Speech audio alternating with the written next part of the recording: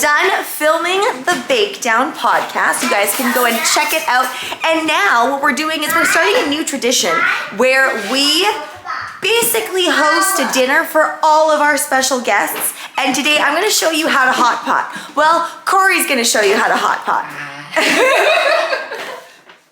The first thing you're going to need is a pot, and make sure you have a divider in the center. You can probably get this off of Amazon or any other Asian market. Sometimes people do multiple soups, so they'll have one on one side and one on the other, or sometimes they just like to cook different things in each side. You'll also need some of those soup ladles, though you can do this without. It just makes it a lot easier for you to grab the food items once they're cooking.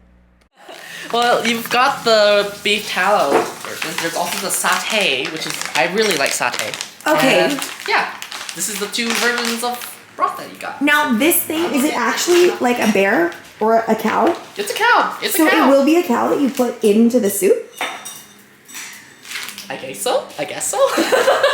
I'm relying on you knowing. The thing is, I normally, like, these are the first, I've never seen these bases before. Oh, where's the cow? It's not in here. False advertising. What a disappointment.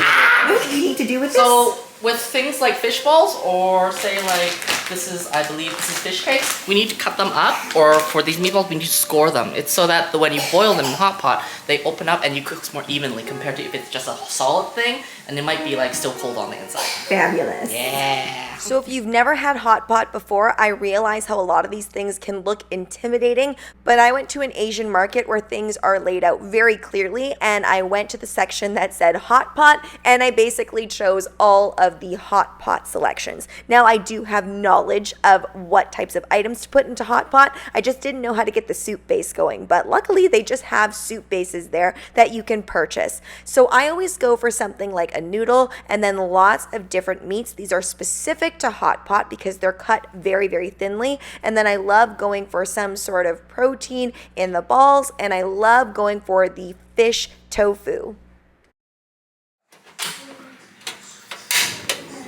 Woo! Wow, it's so magical. My husband, when he first started having hot pot, he thought it would be kind of flavorless because basically you're putting everything into the same broth, so things can tend to taste the same.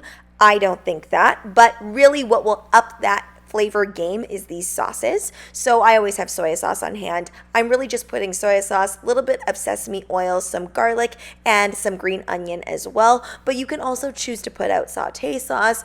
We also had some peanut butter there too, and some sort of kind of vinegared element also does really well. When it comes to the actual cooking process, I learned this from my dad, but basically if it's in a ball form and it's been in there a while and it floats, then it's ready. All meats are very thinly sliced, so they cook up in less than a minute unless it's chicken. You do need to be careful when you're working with chicken because it tends to take a lot longer.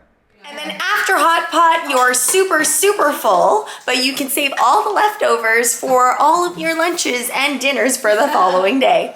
Thanks so much for watching, guys. I know my videos have been far and few between on this channel, but if you need more, please subscribe and hit that notification bell.